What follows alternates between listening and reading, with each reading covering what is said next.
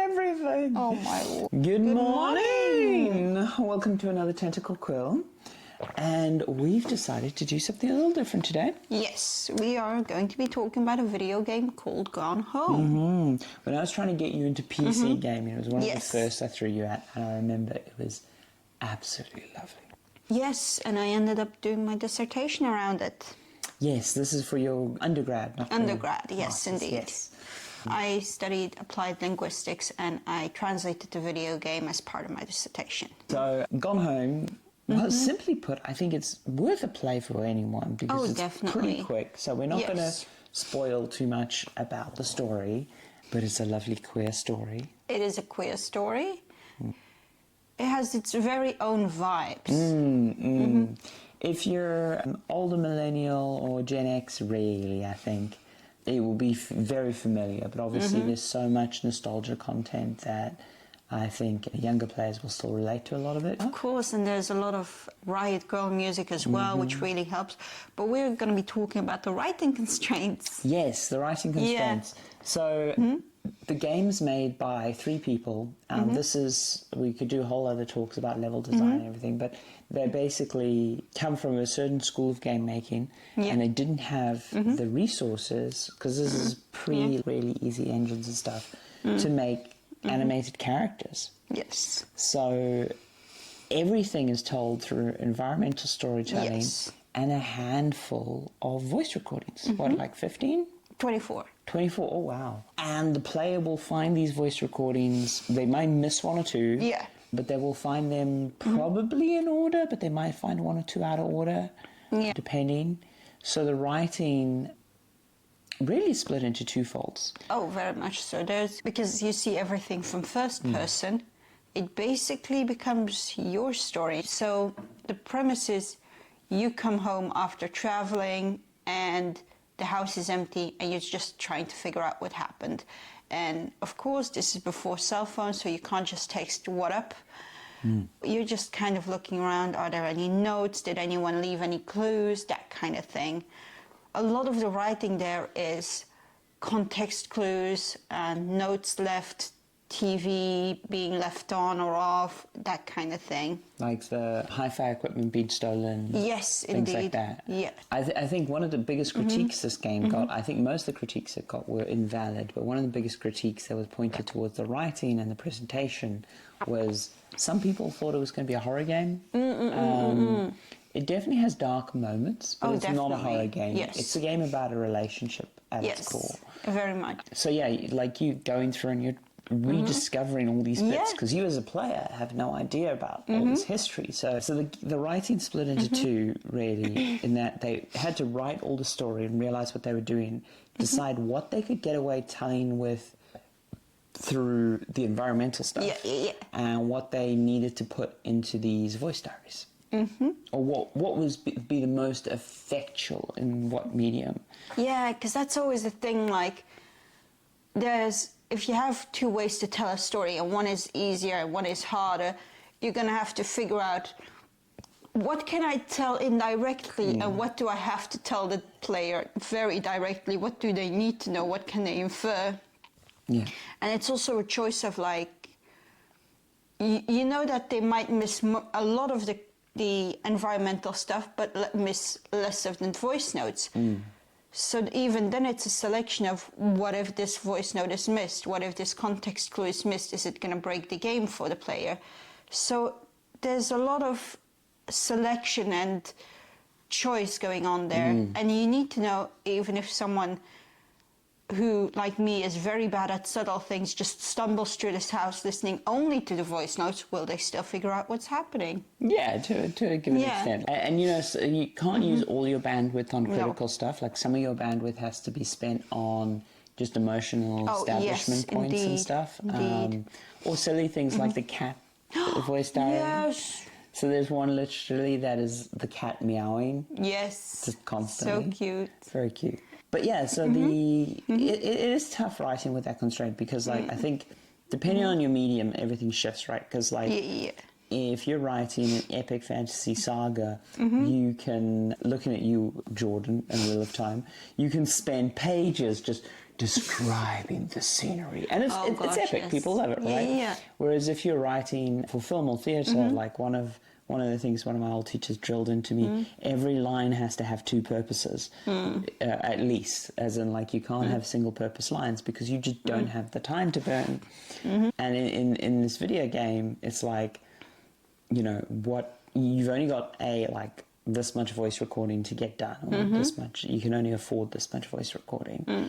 And how do you get that impact, right? Because I think the tendency of a more amateurish writer would be to put more plot into the voice diaries. Indeed. And not to leave room for the emotional establishment stuff, you know, because like a lot of the voice diaries, because they're voice diaries, because they're not like well-crafted letters or something, they're got an unedited feel, even though the writing was probably heavy edited. Oh, edited. of course, because...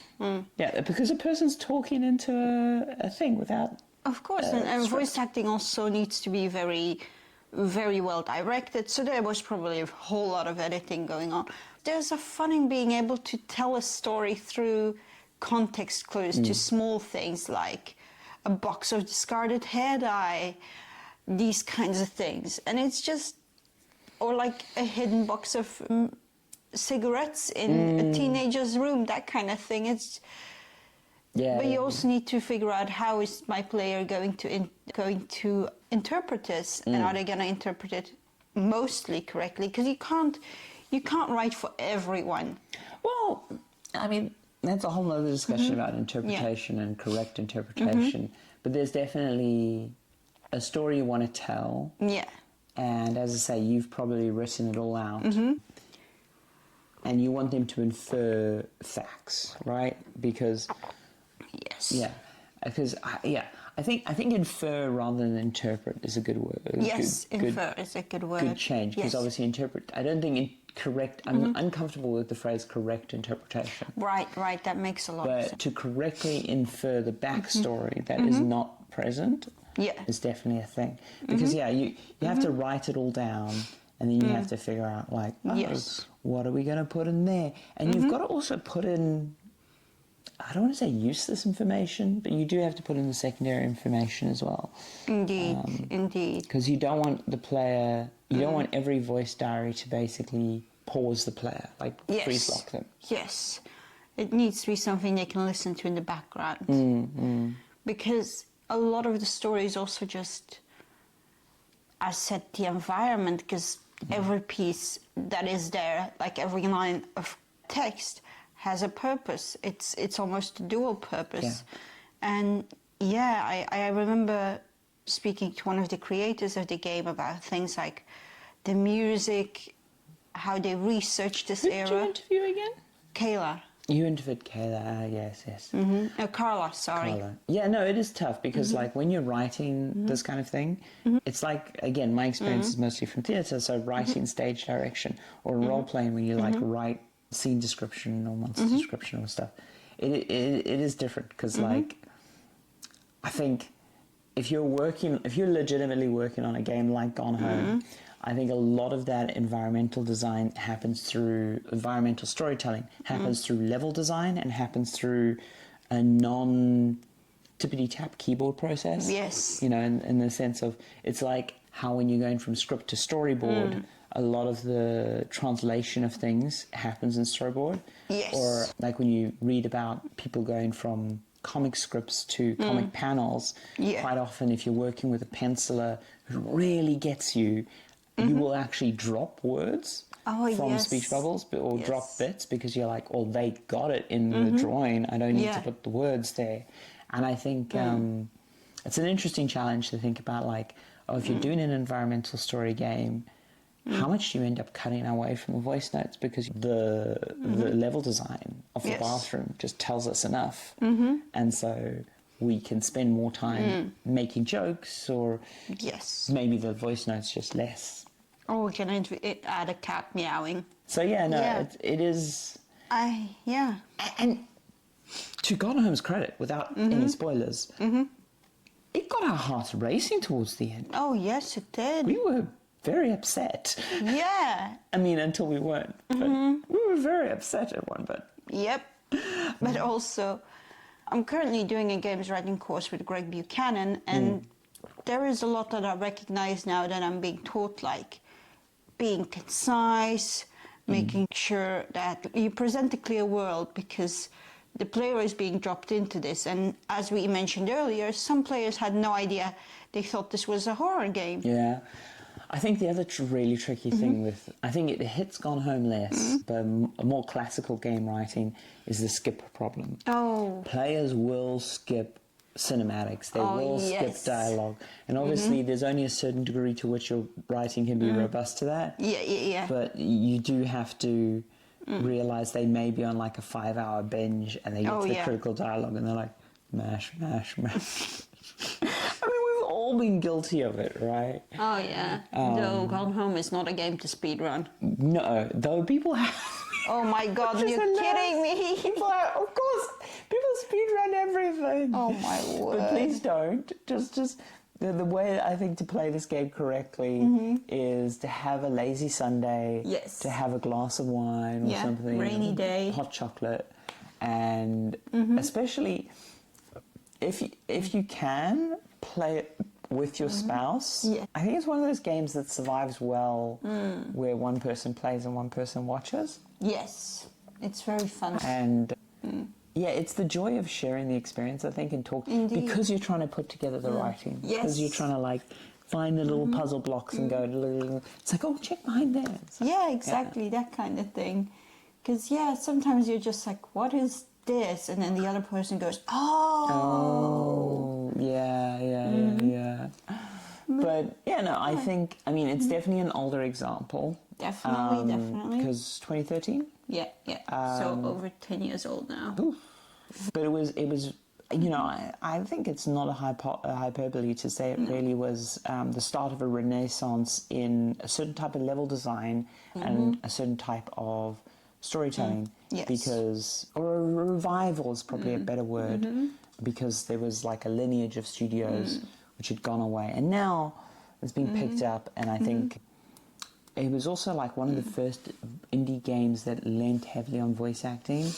And Very much so. around the same time, you have things like Thomas Goes Alone, Block Game, Yes. and a bunch of other sort of voice-acted indie games that started to set the trend. And I think now it's a lot more common for indie games to do voice acting. Yeah. But yeah, it was definitely a... If you're interested in game writing and you're interested in narrative, it was definitely an of-the-moment game, and definitely something I would go back and play, especially because it's so short and impactful to play. Ironically, it's not like it can age badly, because it's completely set in a different era. It's set in the 90s. I mean, that's one of the nice things about whenever you're writing about a past time period. It's already aged. Yes. So it's somewhat like the protective nostalgia crust. Indeed. Keeps it going. But it was really good in that. Like I have lived in that era, but not in that environment. Yes, Granny. I mean, you were very young, but I mean, the story is firmly about Gen Xers, because it's firmly about like people who grew up with mixtapes and people who grew up with, you know, like I used one of those big chunky recorders when I was like very young, but like they're not really part of my life. Whereas for these people, it was their teenage years and stuff. Basically, this game still has given me a bit of a love for Riot Girl music. So good. So good. Yeah.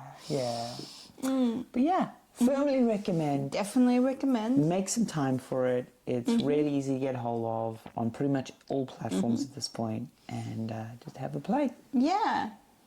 And we will see you for the next one. Yeah, we'll see you next week. Bye. I love that.